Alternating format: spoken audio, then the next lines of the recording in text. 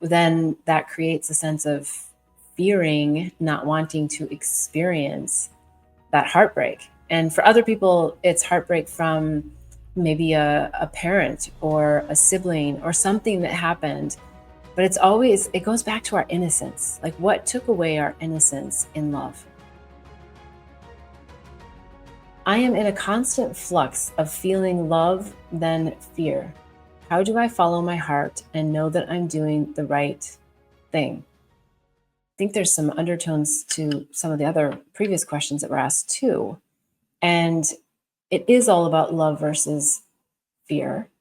It's what we all fear is the power of our own self-love, and that someone can take it away from us, because that's sort of what we're taught. I mean, like, I think it was 6th grade when I had my first, what I thought back then was big love. And, there was no intimacy involved in 6th grade, but there was, like sexual intimacy, I should say, but, kissing and all of that. And oh my gosh, like your body opens up and blah, blah, blah. And I experienced heartbreak. Like way back then. Then that creates a sense of fearing, not wanting to experience that heartbreak. And for other people, it's heartbreak from maybe a parent or a sibling or something that happened. But it goes back to our innocence. Like, what took away our innocence in love? What took away our innocence in loving ourselves and loving others without feeling that there was going to be some negative repercussion to opening our hearts in a way that we just like, feel that love for them? Because when heartbreak happens, it does create a closure, but it's so important to keep it open.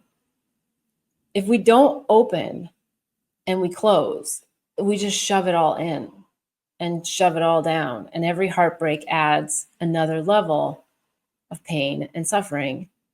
And so we want to uncover the pain and suffering. So, as crazy as it might sound, I think heartbreak is the biggest opportunity for the most growth. I mean, I feel like I say this not every show, but a lot, that the bigger the break, the more light that can come in. But also, the bigger the break, the tighter the chains can get. So it's really your choice, your free will, and how you want to experience big love and big heartbreak. And the more we can move through heartbreak and see all of these people in our lives as lessons and as ways to grow and recognize that the love is always right in here. It's not coming from outside. Those people, places, or things are a reflector for us to know our own love. And so that's such an important concept to get. And I think sometimes it's basic, and yet I even know for myself how difficult that can be, because I love people very deeply, and there is something super beautiful about recognizing the specialness of love between people. So I'm not saying that you are writing this off as like someone else isn't special, that but it's the specialness. If you go back to A Course in Miracles, if any of you are A Course in Miracles, it's not about deeming something as special. It's about really feeling the connection and allowing the love to flow through unconditionally. That's the pure love part of this is and that's, I feel like, what we're practicing all our lives is unconditional love. Like, how can I love unconditionally? If we do that, we start to reduce that fear element, because we're so grounded in who we are and so grounded in our own self-love that we start to fear less. We fear less and less how the external world is going to shape and shift us. And we start to honor more how beautiful it is that when we can love open-heartedly and we can love unconditionally, that we just, I don't like this word, but it's what's coming, roll with the punches, like roll with what's happening in our lives. Because some of it doesn't feel good. And all of those not feel good moments are still part of your own self-realization to get to the Buddha place, the Gandhi place, the Yogananda place, the place where you're deeply compassionate and caring. You're not disconnected, you're not numb. You're so connected that you're just unattached to your external environment.